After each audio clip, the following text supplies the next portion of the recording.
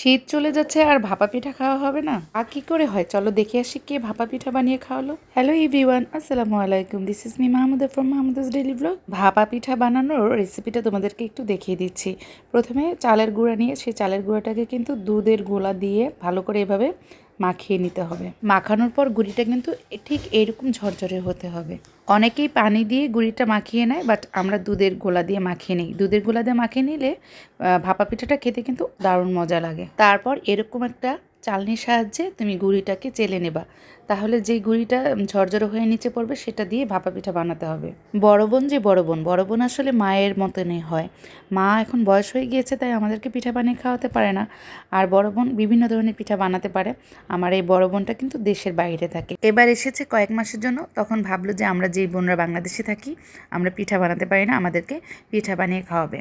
পাটিসাপটা পিঠা, মুগশোলা পিঠা, ভিজানো পিঠা খাওয়াচ্ছে। এখন আজকে আমাদেরকে ভাপা পিঠা বানিয়ে খাওয়ালো। আমরা কিন্তু মোটামুটি ভাপা পিঠার মধ্যে নারকেলটা আর গুড়টা একটু বেশিই দিই। নারকেল আর গুড় দিলে কিন্তু এমনিতেই পিঠাটা একটু মজাই লাগে।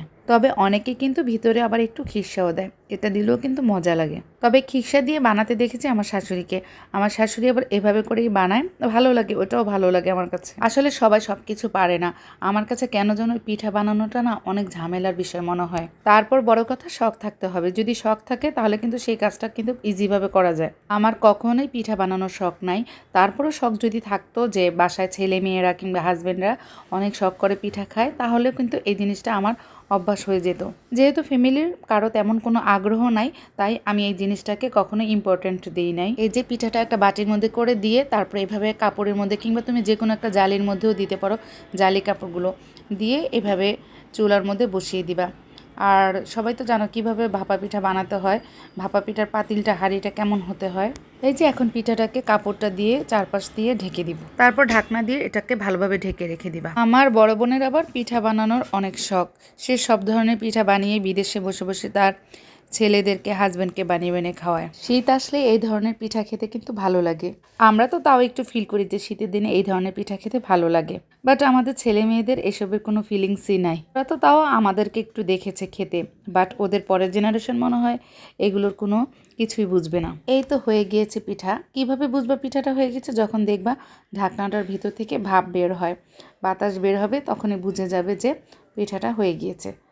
এই তো এখন পিঠাটাকে সুন্দর করে একটা ঝুড়িতে নিয়ে নিব। এই ঝুড়িটার পরে কিন্তু ঝুড়িটা থেকে একটুখানি বাতাসটা বের হলে তারপরে একটা প্লেটে নিয়ে নিব। পিঠাটা দেখো কত সুন্দর হয়েছে, আর খেতে কিন্তু সেই মজাই হয়েছিল। এখন আমার ছোটো বোনকে খেতে দিলাম পিঠা।